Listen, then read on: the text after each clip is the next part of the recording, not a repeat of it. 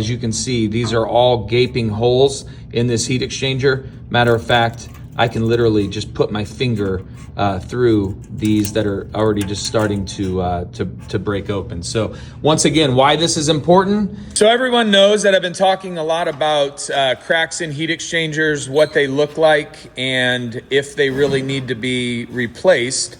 Based on that. So we have a furnace here that we're going to be pulling apart today for the video and showing you guys exactly what the crack looks like in this heat exchanger, so you know the different ways to test and to look at it. So stay tuned. And we are here in our training center, and as you can see, we have the furnace that we just unloaded out of the truck put up on the table. We're going to be testing that out. This is Jacob and Drew, two of our guys that are going to be helping us today. And I wanted to start by a unit and what it looks like in your home. This is in our training center, as I mentioned, and we are going to start tearing this apart, because when we go over to the furnace that we pulled, we have some advantages on that we're able to look straight down where the air conditioner coil is on this furnace, and we're going to do some camera through the high limit and some different things here. So stay tuned, and we're going to start tearing this furnace apart.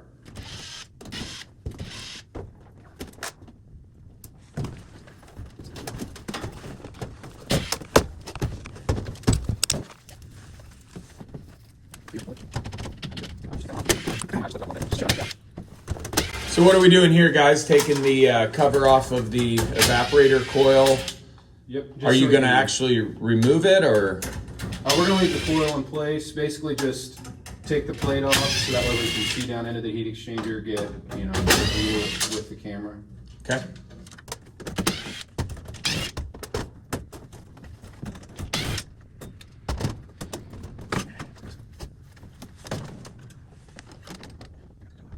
And obviously, guys, this is a brand new furnace on display in our training center. So we're not expecting to see any cracks in this particular heat exchanger, but we wanted to show you what it would be at your home if a contractor were using a camera to actually look through the heat exchanger and see it. We also have a way to go through the high limit, which we'll be doing next.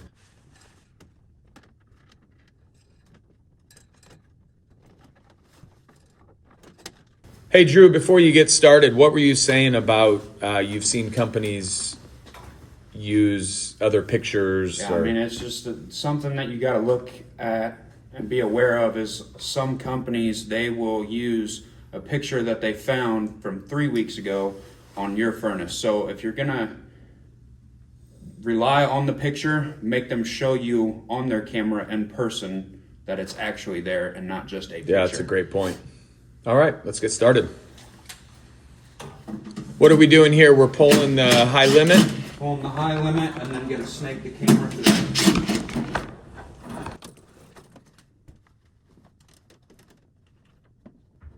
Once again, this is just one way to, in the field, be able to look through a heat exchanger.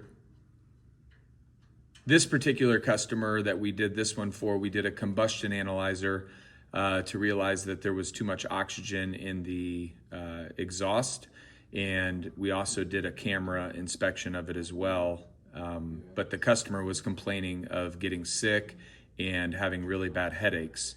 The furnace was also, just to note, an 18-year-old Heil furnace.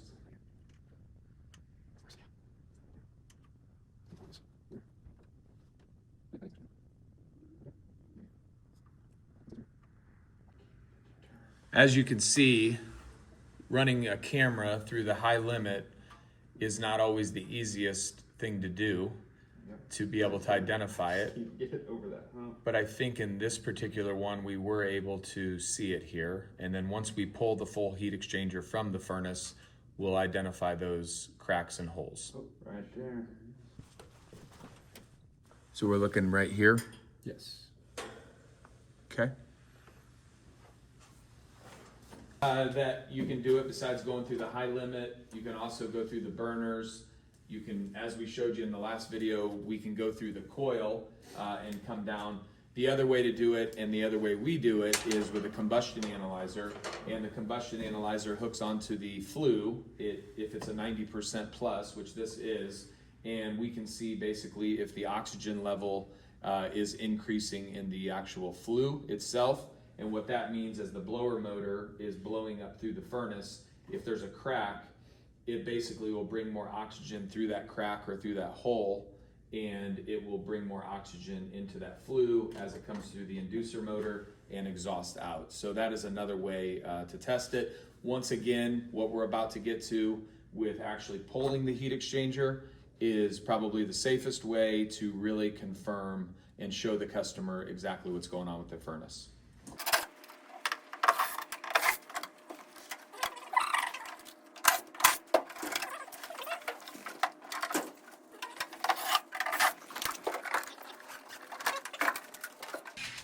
So while they're continuing to tear that apart, I brought up the combustion analyzer a few minutes ago and just wanted to show you this is what a combustion analyzer looks like. If a technician's out of your house and he says he wants to do one, this gives you an idea of what you should be looking for. And as you can see here, it is testing the CO, the parts per million. What other part? The oxygen that goes through the flue. So And the flue gas. and the flue gas itself. So this is the actual probe that goes inside of the flue to get those readings and test that. So wanted to show you an example of what that looks like as well. So this here's the actual heat exchanger. When somebody says they're going to pull it or they did pull it, this is the process that they're going to have to do. And we are going to be taking these cells apart. Actually, I think we already see a major hole without even unhooking the cells. Right here is a big gaping hole in just the first one that we see.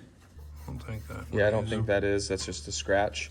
That's another thing. Can you give me a screwdriver? Yeah. Another thing to kind of keep in mind is that sometimes I have seen it. I hate to talk about shady contractors, but I have seen where they will literally take and do something like that, and they will show the customer that there's your crack, and they will do that from the inside as well. They'll score it. Obviously, that's nothing to worry about. This is the kind of stuff, and this is a pretty gaping hole, just to kind of show you. This literally, I mean, the screwdriver goes directly into that hole. So when we talk about oxygen levels in a combustion analyzer, this is where your air is blowing across the heat exchanger to heat your home. And basically any of this oxygen that comes around that air that pushes into here will show up on our combustion analyzer. And when we talk about danger of carbon monoxide, any gas flue that comes out of this hole, that is actually in your airstream that comes through your vents of your house. And that's where people start to get sick and some different things. So let's look at the rest of the heat exchanger and see what we can come up with. I mean, it's like almost every rivet on this middle one is just destroyed.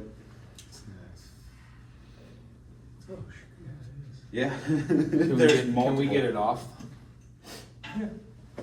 So one of the big things that we continue to talk about is obviously if your heat exchanger looks like this one, I'm going to show you some up close to the holes here in a minute. It needs to be replaced. Heat exchangers are nothing to mess around with at all. But the thing that I continue to talk about is the scamming in our industry of cracks in heat exchangers. HVAC companies, especially some of the larger ones, are notorious for telling you that there's a crack.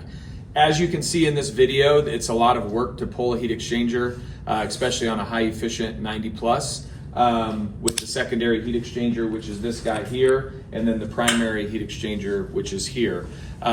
You can see that it's very hard to do that, but what I would recommend, if nothing more, is number one, get a second opinion if you've been told that you have a crack in your heat exchanger.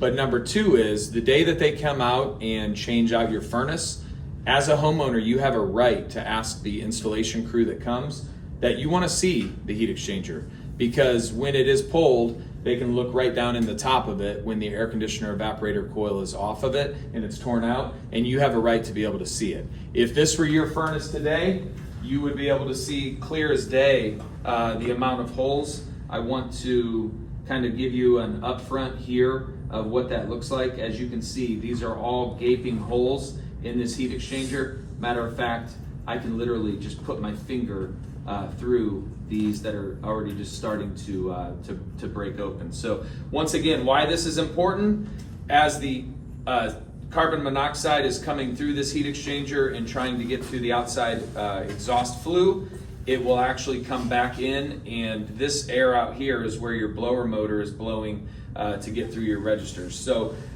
if your heat exchanger looks like this, and this is a pretty bad one, you can see another hole here that I've identified here, and I think we can probably go to this side and look at these gaping holes. So no wonder this family was getting headaches and starting to get sick, and hopefully you guys have a better understanding, number one, of what a heat exchanger is and what the process looks like to get it out, and a few different techniques such as cameraing through the high limit, cameraing through the burner chambers, and using a combustion analyzer. But once again, the safest way is to actually pull it, see it visually for yourself, then you know that you need a new furnace for your home. I want to be clear on something. Not every contractor that's out there today is a scam artist. There are a lot of good heating and air companies still across this country.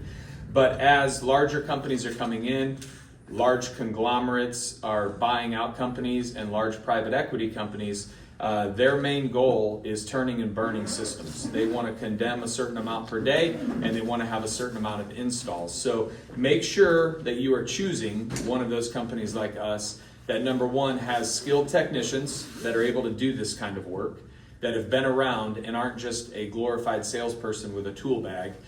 Make sure that they're actually showing you have a right as a homeowner to know what is exactly going on with your system, and asking questions is key, and a good technician or company should be able to explain those. So if they're him-hauling around, I would buyer beware of that. They are going to want to show you these things, make sure you and your family are safe, and do not have any carbon monoxide within your home. So once again, hopefully you've enjoyed this video. Hopefully you can like, subscribe, and continue to watch honest videos from our company, and hopefully this helps you. Thanks so much for tuning in, and stay tuned for the next video.